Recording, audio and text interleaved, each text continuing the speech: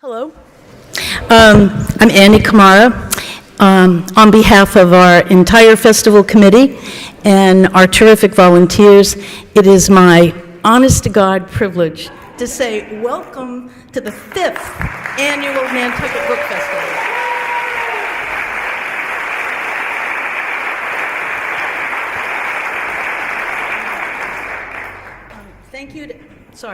Thank you to Reverend Linda Simmons and the United Congregation for allowing us to gather here again, where all the events, I'm sure you'll agree, are brighter and more elevated. It's a joy to see so many familiar faces, all of you here because of your love of writers and their work. While we're working on the programming all year preparing for this weekend, we anticipate this particular evening and the excitement of being all together again, and we hope you feel the same way. A bit of business news. Tomorrow, the so-called war panel will be in this venue. We're going to start the day this way.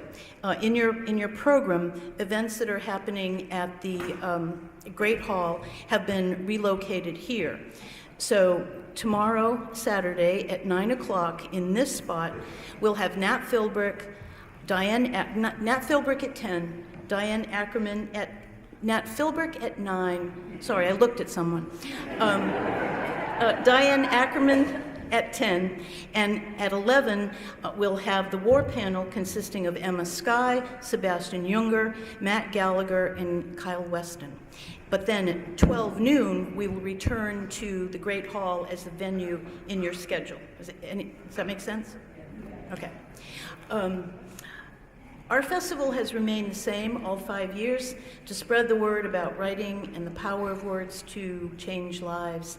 And we're committed to keep almost all of our programs free and accessible for everyone. So we have to express enormous gratitude for the help of our corporate sponsors who make all of this possible. This would not happen without Jill and Stephen Karp, the Nantucket Island Resorts, the Nantucket Athenaeum, the Nantucket Historical Association, the Inquirer Mirror, N Magazine, WCAI, and Wendy Schmidt. Will you take a moment, please, to silence your cell phones? And while you do that, I'll tell you something interesting, an interesting fact about this building that Jack Weinhold, one of the Unitarian congregation, told me, that on October 9th, 1818, the Unitarian Meeting House became the site of the first public library on Nantucket. Our speakers tonight are two of America's most honored and best-loved poets. Billy Collins, who has been the Poet Laureate of the United States and also of the state of New York, and Mark Doty, winner of a National Book Award for Poetry, among other awards, in 2008. But before they take the stage, we'd like to honor our Young Writers in Schools 2016 award winners. A founding member of the festival, Mary Haft, is the creator and driving force behind this program for Nantucket's public and independent schools, as well as our visiting writers program. Her dedication to this invaluable initiative is unwavering, and she and the school's librarians continue to grow the program, which in 5 years has already benefited hundreds of Nantucket students. With heaps of admiration, it is my pleasure to welcome Mary Haft to the stage.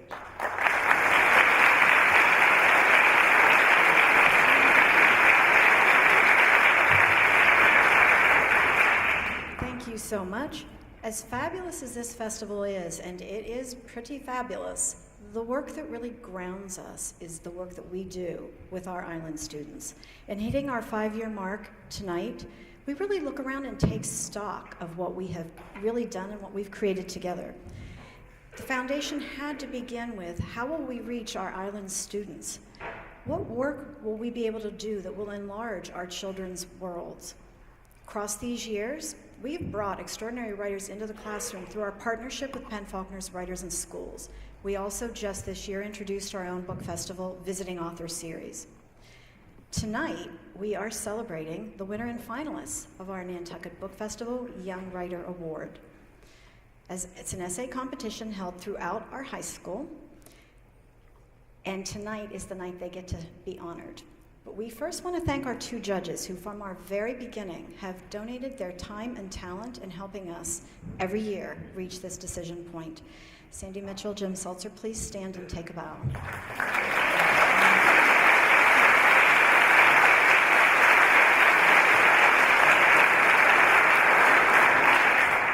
And our winner is Jenna Genther, and her essay is Remember. Jenna, please stand and be acknowledged.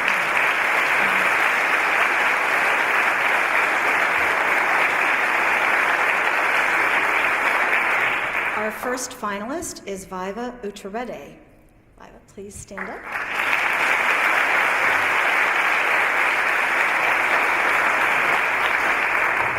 Our third finalist is Julia Fisk, and Anna, we had First Day Jitters was Viva's essay. Our second finalist is Anna Stedman, and her essay was My Small Friend.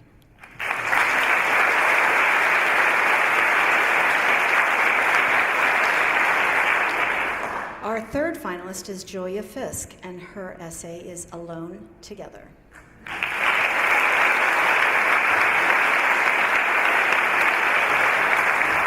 And finishing our group, we have Ivan Schweiger, and his winning essay is Effective Communication.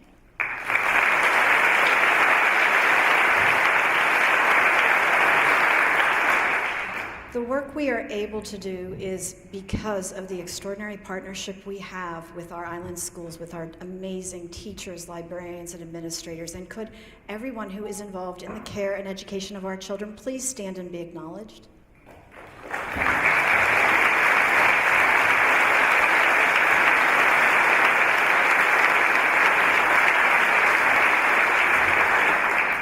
Our shared mission is to find our way in the world through the power of words written and spoken. No better guides than our 2 writers who, with piercing intellect and compassionate souls, help us navigate a complex world to arrive at a shared humanity. It is my privilege to present Billy Collins and Mark Doty.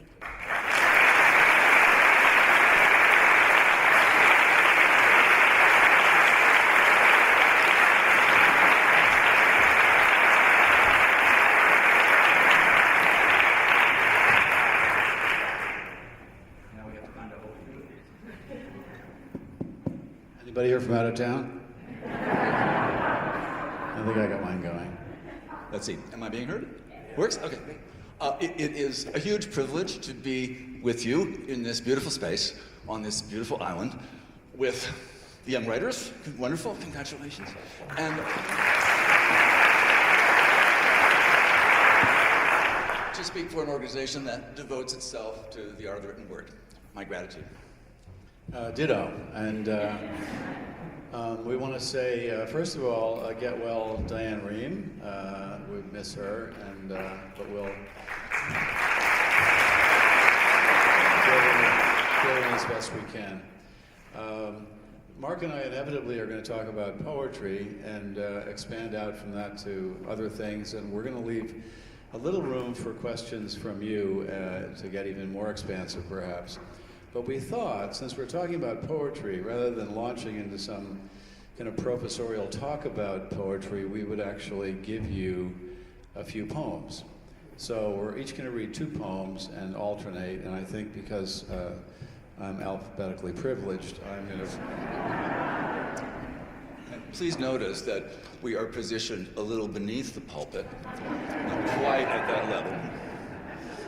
And it looks like we're going to have breakfast here at this table, but we're not.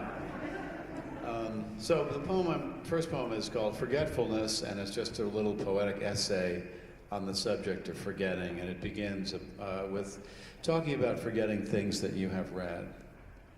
Forgetfulness. The name of the author is the first to go, followed obediently by the title, the plot, the heartbreaking conclusion, the entire novel, which suddenly becomes one you have never read, never even heard of. It is as if one by one the memories you used to harbor decided to retire to the southern hemisphere of the brain, to a little fishing village where there are no phones.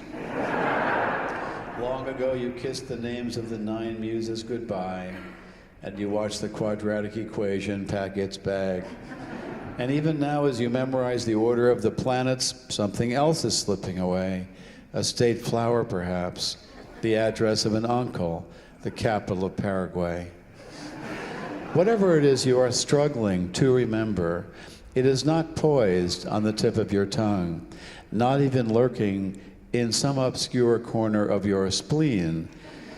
It has floated away down a dark mythological river whose name begins with an L, as far as you can recall. Well, on your own way to oblivion, where you will join those who have forgotten even how to swim and how to ride a bicycle. No wonder you rise in the middle of the night to look up the date of a famous battle in a book on war. No wonder the moon in the window seems to have drifted out of a love poem that you used to know by heart.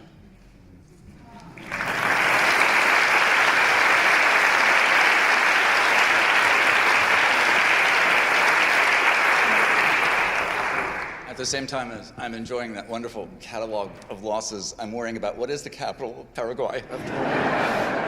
I'll tell you later. Thank you. This is a poem that began in the Stop and Shop in Orleans, Massachusetts. I became fascinated by the fish which were lying on ice in a glass case. I was studying them for a long time until eventually another shopper said, "Excuse me." Anyway, this is called A Display of Mackerel. They lie in parallel rows on ice, head to tail, each a foot of luminosity barred with black bands, which divide the scale's radiant sections like seams of lead in a Tiffany window. Iridescent, watery prismatics. Think abalone, the wildly rainbowed mirror of a soap bubble sphere. Think sun on gasoline. Splendor and splendor, and not a one in any way distinguished from the other. Nothing about them of individuality. Instead, they're all exact expressions of the one soul, each a perfect fulfillment of heaven's template, mackerel essence. As if, after a lifetime arriving at this enameling, the jewelers made uncountable examples, each as intricate in its oily fabulation as the one before. Suppose we could iridesce like these and lose ourselves entirely in the universe of shimmer. Would you want to be yourself only, unduplicatable, doomed to be lost? They'd prefer, plainly, to be flashing participants, multitudinous. Even now, they seem to be bolting forward, heedless of stasis. They don't care they're dead and nearly frozen, just as presumably they didn't care they were living. All for all, the rainbowed school and its acres of brilliant classrooms in which no verb is singular, or everyone is. How happy they seem, even on ice, to be together, selfless, which is the price of gleaming.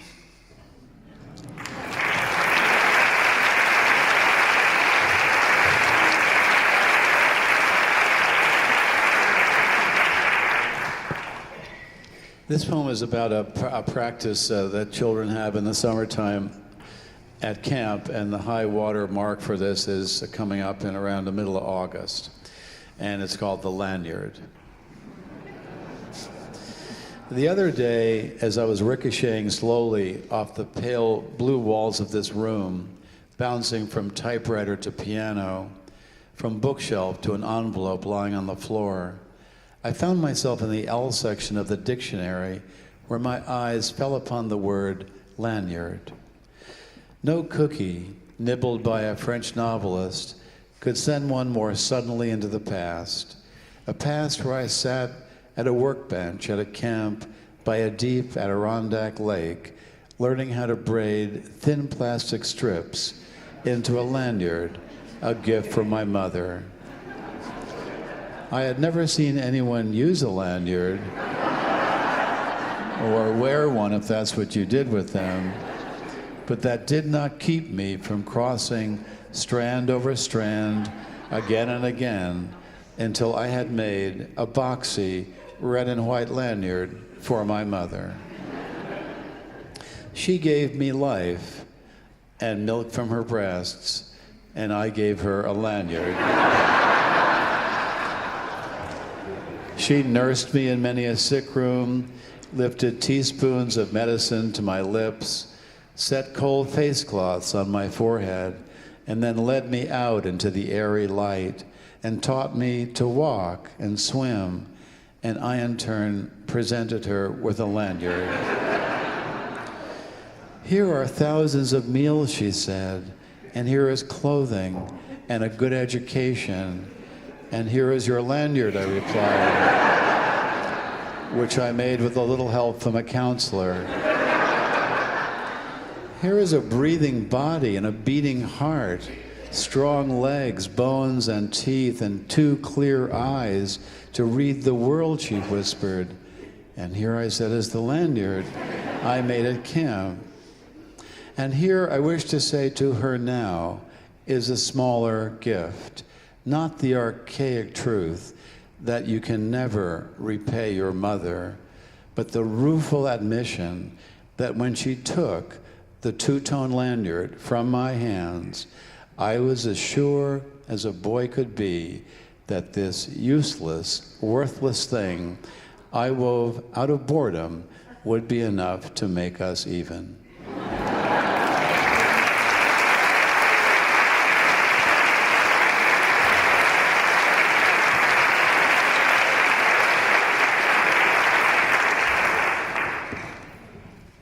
Not so long ago, the United Nations declared that one day each year be called World Happiness Day.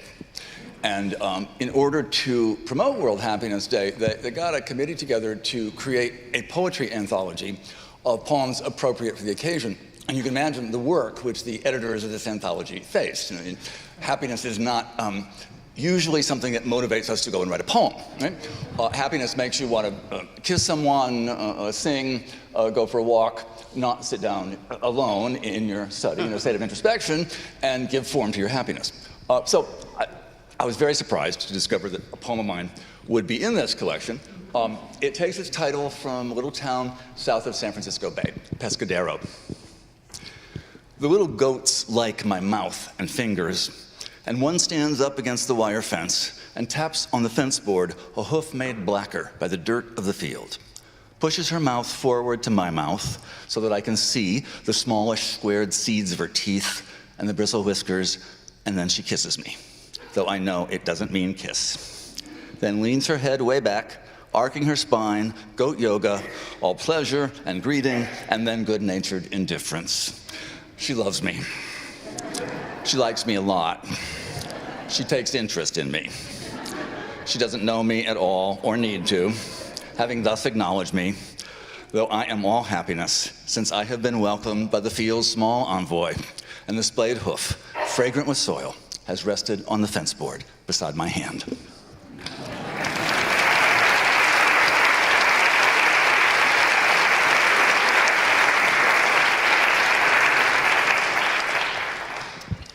What does all that demonstrate, I'm wondering? One of the things I notice is that, many of the poems start with a moment, the goat, the mackerel, especially yours. And it's no accident that Mark Doty was asked to contribute to a series of books on formal aspects of poetry.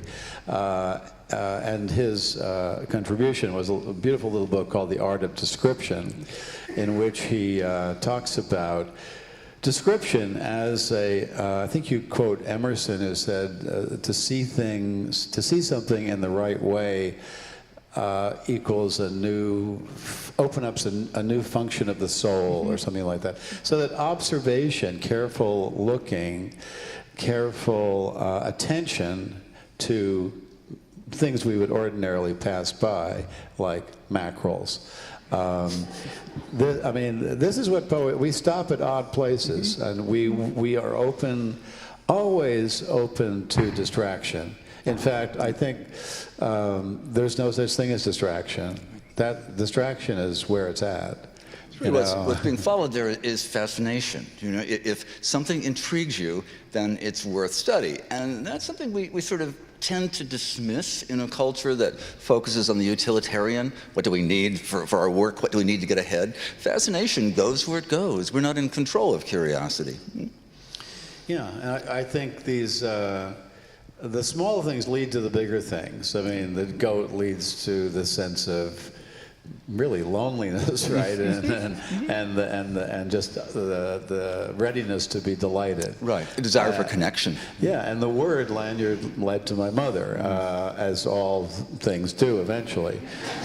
Did you have any idea when you started that poem? Not my mother, but you're right. The mother. When you started that poem, did you have any idea that you would come around to the great gratitude the poem expresses towards your mother? No, I think probably you would agree that we start small and we don't see that far ahead.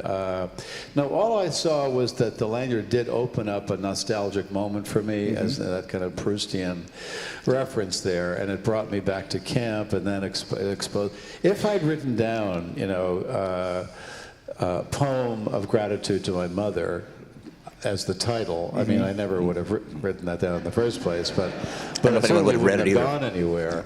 And I think we pick up the lanyard, the mackerel, the goat, these little, or not so little things that operate as kind of keyholes into much larger areas.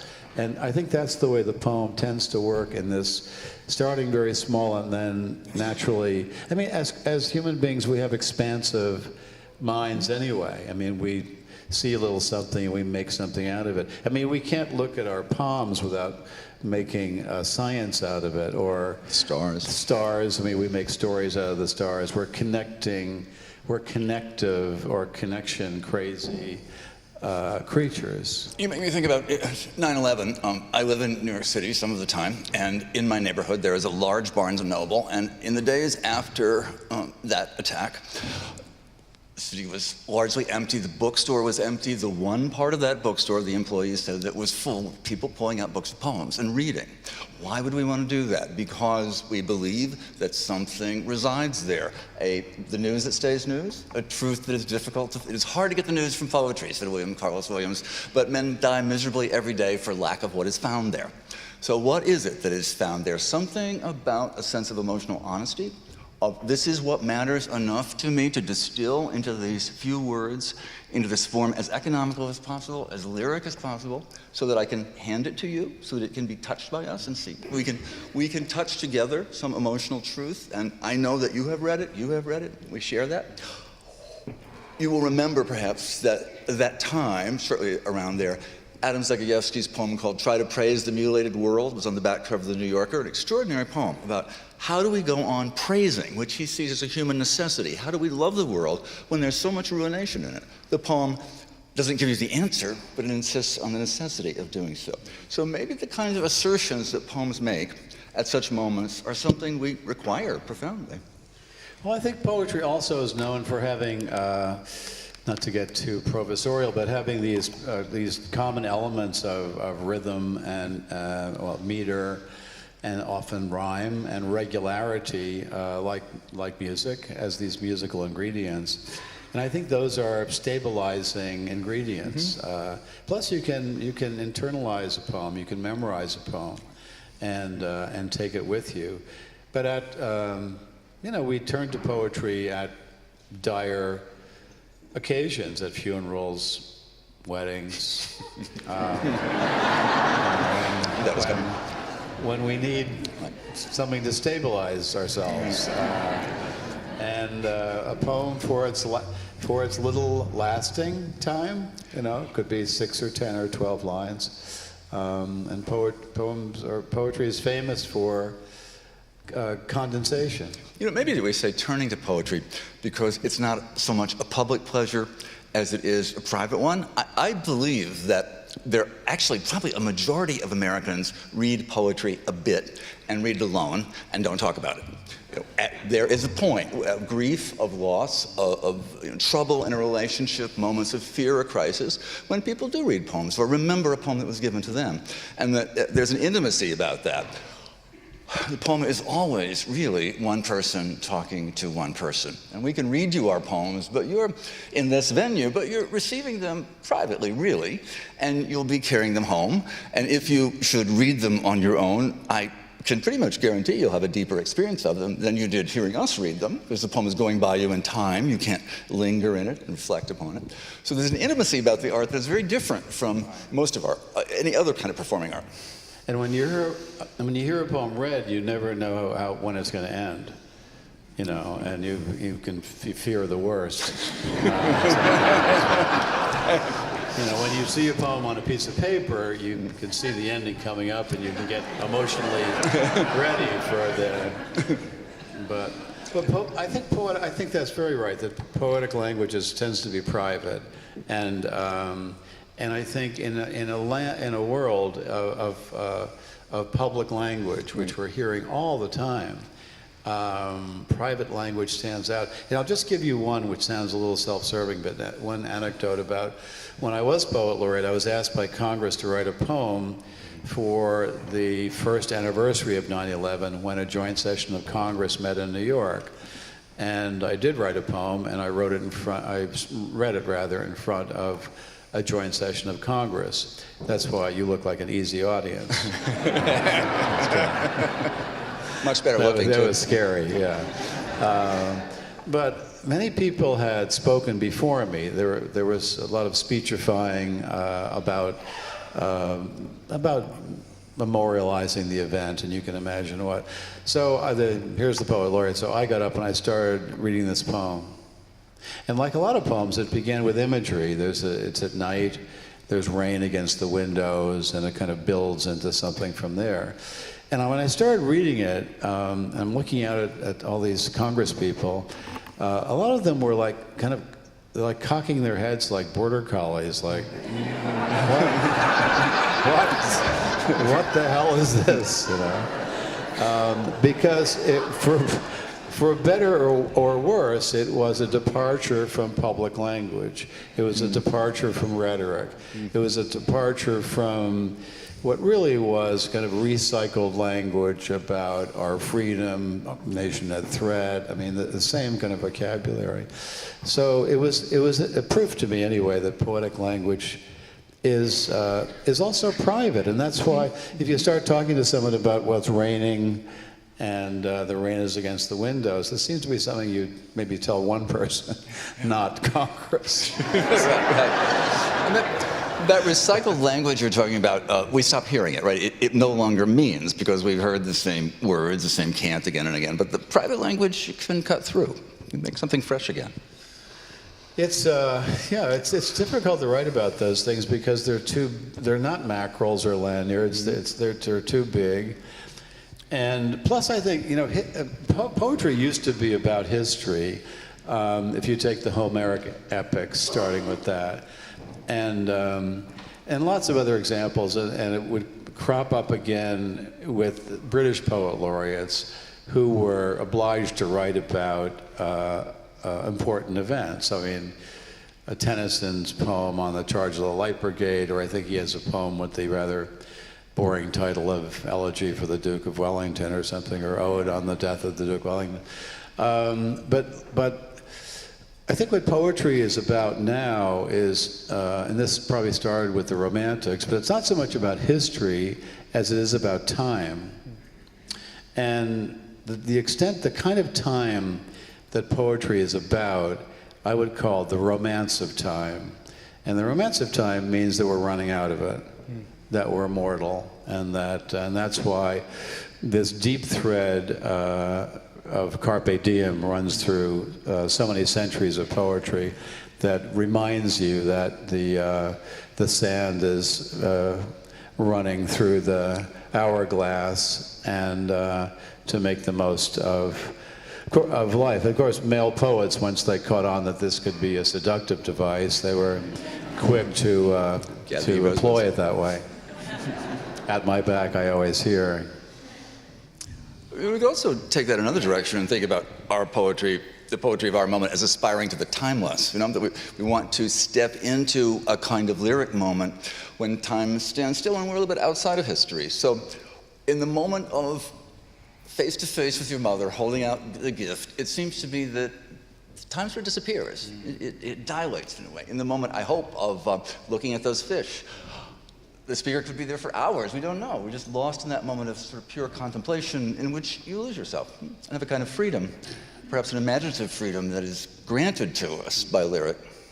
I think that's, you know, a haiku, those little Japanese poems, I mean, most of them are basically saying, I saw this and I was here to see it or hear it. I mean, you take a haiku about maybe there's a cherry tree in blossom and a dog barking in the distance.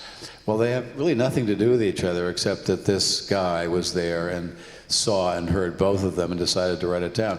So the haiku is almost like kind of Kilroy was here, in that he's saying, you know, I was here, I witnessed this, I witnessed this little thing. But they're kind of announcements of your presence at a certain point in time. And they have an odd feeling of very much being alive because of that. Yeah, and a good haiku can kind of expand into a big one. I like that one where it's something like it's about asking for directions, and it says, the radish man points our way with a radish, you know, just with his hand on a radish. But and usually when you try to teach these things, students say, so what? But then, you know, they turn their baseball hats on backwards and they say, so what? But then you have them read The Wasteland, and then they want to go back and read haiku, you know. Can we read those little poems again? So, think about your 9/11 poem. There's a poem that responds very directly to political events, to history. What about those poems that turn their back on it in a way? You know, what about the poem of a private pleasure, of you know, enjoying a moment in your own experience when the world is in crisis? Well, at the time, I mean, I would say your mackerel poem is, I don't think it's a stretch to say it's an anti-war poem. In that, that's really interesting. If all the generalissimos and the, you know, frantic tribal leaders spent more time looking at dead fish, there'd be more peace in the world. These kinds of, you know, it's a model. It could be a model for the UN. You should read that at the UN. You know, put down your swords and look at your mackerels. This is really interesting to me because it is a demonstration of the way that sort of poem, which shows you an image and explores it, but doesn't exactly explain it, offers a great latitude to the reader. Tony Kushner says it's... Tony Kushner sees that poem as an argument for socialism, which I thought was pretty fabulous. For me, that poem was written, although there's no reason you would know this from the text itself, that poem was written during the crisis years of the AIDS epidemic. And people I knew in Provincetown were disappearing in large numbers. And I found myself enormously concerned with thinking about what a self is. If a self is something so evanescent, if it's gone next week, were we ever here to start with? Well, what is individuality after all? And so that's the pressure behind the poem for me. But the pressure, the sense of it is important to the reader, but not the content of the pressure, I think. Yeah, I mean, a lot of poems like that one have autobiographical secrets that start, but it's irrelevant for the reader. The reader doesn't need to know any of that stuff. It's just sort of what is in the back of your mind. The poem is in the front of your mind, and that's what it is. We might.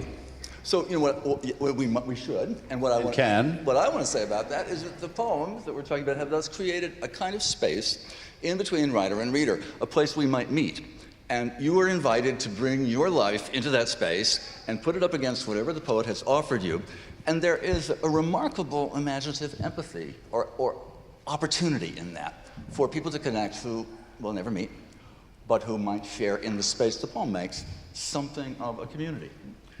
And imaginative freedom. You would think poetry would be great for today. I mean, it just takes a few 45 seconds. It appeals to all this attention deficit disorder. I mean, poetry is perfect. I was attracted to poetry because unlike the novel, the novelist is kind of with you for weeks. You know, there he or she is on the bedstand waiting for you to read another 35 pages or more. The poet is more like, you know, the door opens, the poet appears, says something profound about fish, and then disappears. You know, it's like, who was that masked man? You know. It just takes off. So we have about a little time for any questions, and we're not sure how all of this would provoke any. That'd be a big question. But if anything is stirring,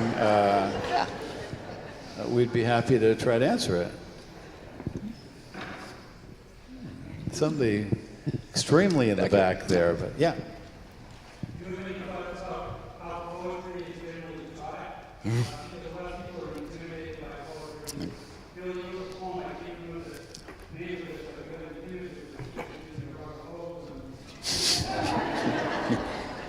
Well, I have. I think that's what's wrong. I think that's why people don't like poetry, because they were taught poetry, or they associate poetry. They come to associate poetry with school. Now, Michael Doty makes the point that, for often, I mean, except for nursery rhymes and clapping games that children have, school is usually the first time we encounter poetry. What if that were true with music? What if we never heard music till we got to school? And every time we heard a piece of music, the teacher asked us what it meant. I mean, it would really be a big buzzkill for. So I think when people leave, let's say they get through college, they read Chaucer and stuff. They get through college, they leave college and they leave poetry behind with calculus and other stuff that they don't think they're going to need. It becomes a subject matter deeply associated with school. Locked in the past. And I think that's how, I think Mark and I have managed to get people, cure some of this poetry phobia by showing them that what they thought was poetry, there really is nothing to be afraid of. It's lanyard, dead fish, come on in, it's fine. I think there's a changing. I agree that teachers too often are themselves afraid of poetry, dislike it, and therefore don't know how to teach it and treat it as if it's a puzzle, they have the answers and you don't, which is no fun for anybody.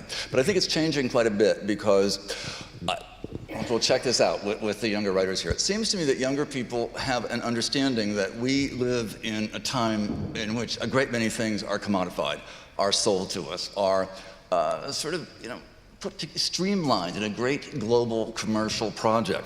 And therefore, we are hungry. They are hungry, I think, for the individual, the thing that could be made by one person, not by a committee or by a focus group. And poems can only come from one individual. That's it.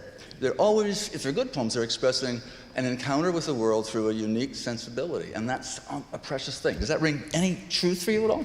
That's a big question. So if that's true, it means, I think there is a different kind of interest in poetry than has been true for much of my lifetime. Question over here.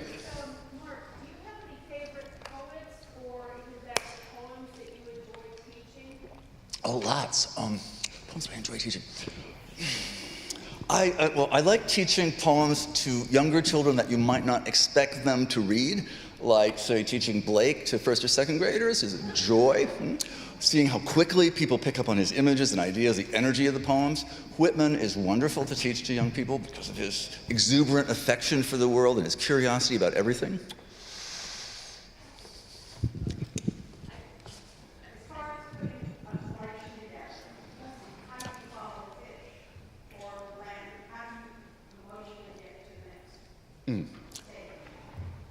Well, you're out. I think when you finish the poem, you're just alienated from it. You're outside of it now.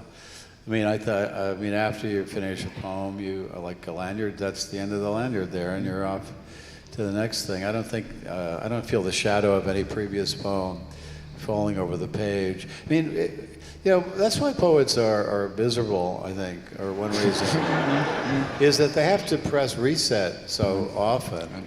If you're writing a novel, it takes like 2 years or 3 years, but you write a poem, it's over in a day and a half or half an hour, and then nothing, you have to go back to zero. Do you have faith? Have you sort of acquired faith that you will write a poem again? Well, it's a hope, but it's not a surety. Yeah. Bukowski said if you're a carpenter, you go to bed a carpenter, you wake up a carpenter. If you're a poet, you go to bed a poet, you don't know. Wake up a carpenter. One answer to that is that you just keep writing poems, and when you have enough, you spread them out and you think about, what are these poems talking about? What is going on in here? Because I think usually we don't know. There are poets who think in a very project-oriented way and write a book with a shape in mind, but I think most of us stumble around in the darkness and then try to see what we've said. Go ahead. I think when you were talking about how perhaps the younger generations are not interested in poetry, I see rap as part of poetry. Absolutely. And I certainly see some of these songs that are coming out of Beyonce's new album. It is a whole storyline behind her husband stepping out on Jay-Z. And that's been a huge hit. And it's really drawn in the younger generation. And so I think that's not poetry. I agree. That's very much poetry. It's just coming from a different angle with the language. I think a lot of it is venting of different emotions, anger or frustration that we're going in the world. But I think that's where some of your younger generations are taking poetry. And I don't want to discount that because I think that's a very real angle for poetry. It's a huge spectrum. Poetry is such a big house, from those words that are sung to those that are chanted and clapped to those of the purists who probably wouldn't even want to read their poems aloud, right? Because the poem exists on the page. So, it's all a good thing. Wildly energetic. Billy, have you ever written a poem that you were like, this is too silly or sophomore? Too silly. No, I'm not silly enough. That's the problem sometimes. No, I'm all over silly. I mean, I think it's it's a little verbal playground, and no, I mean the only poems I throw away, and I throw a lot of them away, they're just not cooperating. I mean, they're just they don't want to go anywhere, and it's not just a false start; it's a false start and a false ending. It does seem like your humor is always in service of something beyond amusement. I hope so. Yeah. I mean, I think humor is a kind of door into the serious. If it can be, humor has had a very bad reputation in poetry, and I'll give you my 30-second history of humor in poetry, which it was always there from Chaucer on. You get Shakespeare wrote, well, they're called comedies, I think. And then you have the metaphysical poets using wit. You have Augustan satire, which is basically having fun, making fun of other people. But then you come to the Romantics, and humor comes to a screeching halt. And I imagine a kind of private meeting between Wordsworth and Coleridge and maybe Shelley. And they get together in back room, and they say, here's what we're going to do. We're going to eliminate from poetry sex and humor and substitute landscape. This seems like a bad bargain to me, but poetry, I mean, humor I think, has recovered its place fully in poetry, but it really wasn't until probably since 1798, probably until the 60s with Philip Larkin and people like that, Maybe and the Cummings? New York School and Cummings, yeah. It's really that century. So the joke we want to hear once, we've gotten it. You never want to hear the joke again, really. But the poem keeps opening a door, opening the door, and again and again. There's that continuing reverberation. You made an interesting comment about throwing away poems that don't work. Yeah. How hard do you try? When is the quitting point where you decide, enough with this idea, let me continue with something else? I quit earlier and earlier. I mean, it's true. When I was a younger poet, I used to work the poem over and over again and see if I could somehow wrestle it into shape. And Frost said, nope, you can't fret a poem into being. You can't worry it into being. There has to be some give, some willingness on the part of the language, if you will, to go forward. And I'm basically trying to take the reader from one place to another. I hope at the end of the poem, we're in a different place. And a favorite analogy is to start in Kansas and end in Oz. To start in a very domestic, familiar place with Aunt Em or whoever, is that her name? And end up in an odd place. I don't like poems that start in Oz. I don't know how you got there, and you're not bringing me with you. You're just in Oz. You were born in Oz. I don't know. So if the poem isn't showing a forward roll, some momentum, and some exploratory interest in moving forward, I do just scrub it and wait for something else to come along. How do you operate in such a callous fashion?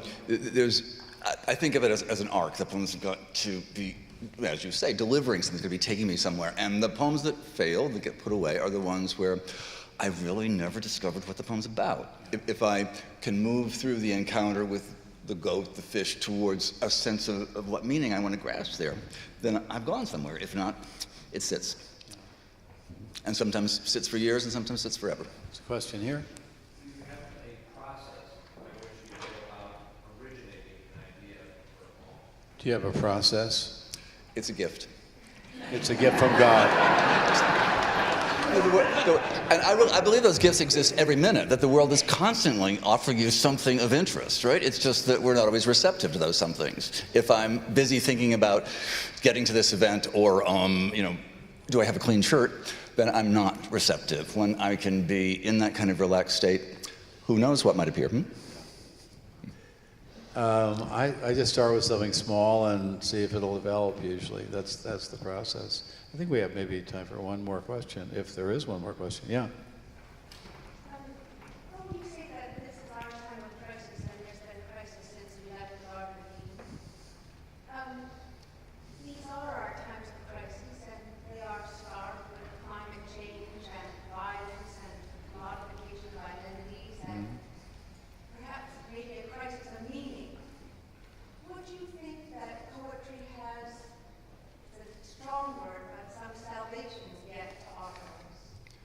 Well, it sounds well and good, but the problem the fact that really has to be entered into that conversation is that very few people read poetry.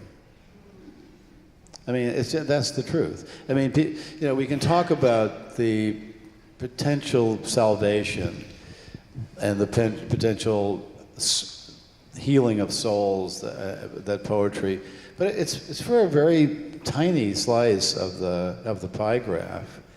So I don't see any that poetry is going to make much happen, except in our individual lives it can make a lot happen. But I don't really see it as a political force. They had that thing about Poets Against the War when Laura Bush invited a lot of poets to the White House. I happened to be busy that day, and I told them, because I actually was busy, and I don't have a lot of strict rules of moral comportment for myself in life, but one of them is if I tell you I'm going to accept an invitation, I'm not going to accept a better invitation. So I had an invitation to go to this community college in Pennsylvania, and when the White House called, I said, I'm going to this community college in Pennsylvania. So that was basically why I didn't go. But when other people started refusing to go and turned it into a movement, Poets Against the War, I was thinking, well, it's like saying generals for the war. I mean, it's just too obvious. It just doesn't have any surprise element. And the other thing is, remember the 60s. Don't turn down an invitation to the White House. Go into the White House, and then we'll see what happens. Set off a little stink bomb or something, or make a speech, or throw some hors d'oeuvres around. I don't know, but get inside. Guerrilla warfare. I think it's 7:58. We're supposed to stop. Maybe poems might offer us company in that struggle. If not salvation, at least the company of some like-minded soul who can articulate what we are feeling, who can speak back to us, reflect our own experience of struggle in a way that's clarifying or strengthening somehow, supporting. That's a more positive way to end.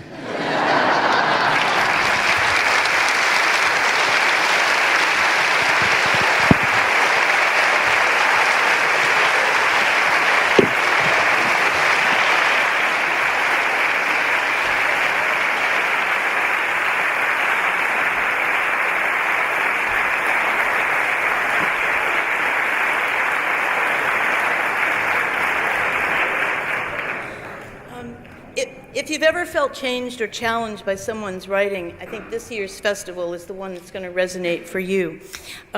Hope you enjoyed this evening. Hope you will enjoy the entire festival, and save the dates, June 16th to the 18th, for next year's event. Thank you very much. Enjoy the festival.